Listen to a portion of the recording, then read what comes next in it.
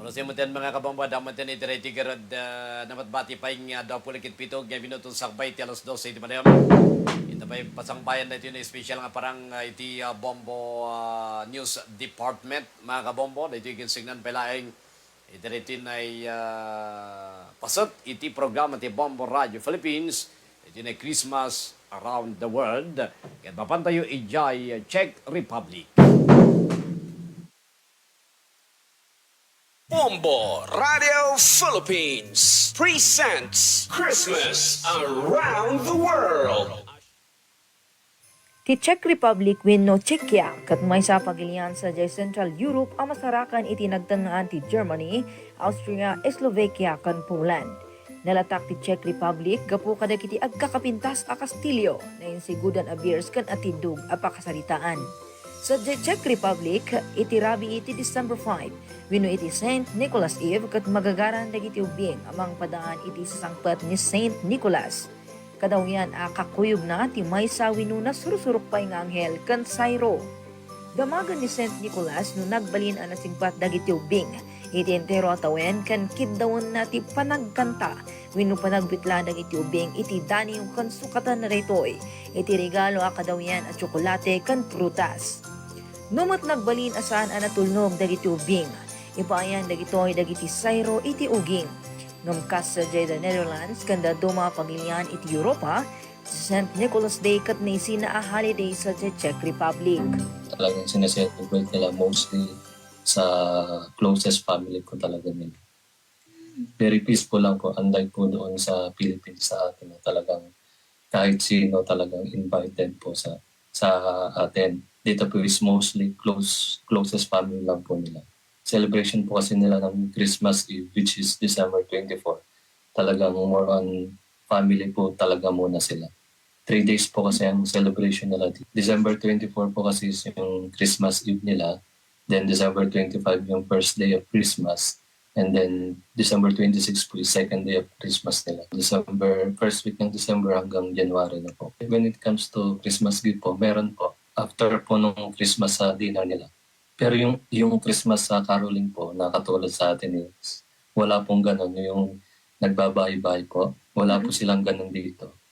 Parang yung pinaka-Christmas caroling nila is kasama na po doon sa Christmas evening mass na inattendan po nila. Pero pag yung sa bahay-bahay po, wala po. So yung sa mga exchanging of gifts po nila, within the family lang din po ba? Ganun yung nangyayari? Or yes po. Meron din po family and friends din po. Pag sa Christmas Eve po nila is tradition po nila na maghanda ng special menu na fried carp or yung isda po. May specific na isda po sila na sineserve tuwing Christmas Eve. Pero bago po nila ihanda yung Christmas, yung isda na yun, may tradition po nila na tinatabi nila yung kaliskes at tinatabi sa wallet nila para lucky charm na po yun sa kanila. When it comes to naman po mga wine, very famous po dito sa kanila tuwing Christmas yung hot wine. Kasi nga po is winter din po dito. Kaya pinaka-popular po sa kanila yun. May kasama rin po na potato salad, mga cookies, mga ganun po.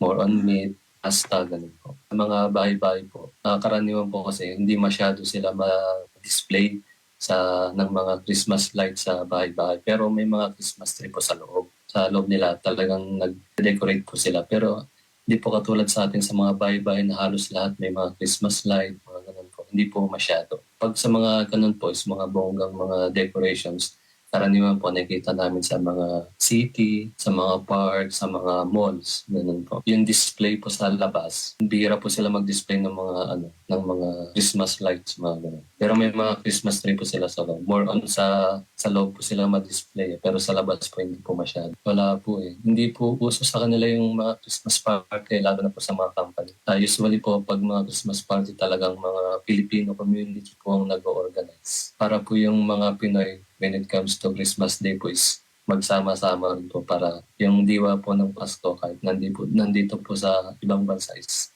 ramdam pa rin po. Yung iba po is nagsisimula sa mga main city. Parang katulad din po dito sa amin na before Christmas, may mga in-organize na po sila na Christmas market sa mga pinaka-center na kung saan para yung ibang mga tao po is mga paghanda na ng kanilang mga ihanda o mga regalo na ibibigay po sa kanilang mga love. Iba po yung term ng Santa Claus nila dito. Hindi po minsan base po sa nalalaman ko, parang hindi po mismo si Santa Claus eh. Parang may two specific person po sila na talagang pinoconsider na parang si Santa Claus din po, which is kung tawagin po nila ay si Saint Nicholas at si Little Jesus po. Yun po sila po yung parang naglilibot-libot para in costume para magbigay ng mga regalo po sa mga bata. Bali after po nung Christmas Eve nila, pagdating po ng midnight, may pumupunta po lagi sila sa simbahan para umattend po ng Christmas Mass. Then after Christmas po is umaatid naman po sila sa mga relatives nila, sa mga friends para mabisita. Tapos may one time din po na mas marami po umaatid sa kanila na nag-hiking po sa mga bundok. Kasi one time po nakasama na rin po kami doon. Usually parang tradition daw po ng mga Sheikh na umakyat ng bundok. Parang siguro po yung for strength, tapos yung band nila sa isa't isa. Talagang ano lang po, akyat lang po. Para po sa kanila parang napakahalaga po noon. Sa Christmas Eve nga po is talagang sa family. Dapat on Christmas Eve, talagang sama-sama po yung buong pamilya. Kasi parang katulad din po natin sila na marami din pong traditions na sinusunod, na pinaniniwalaan. Kapag sama-sama sa Pasko, parang the next year, parang titibay yung samahan nila sa isa't isa po.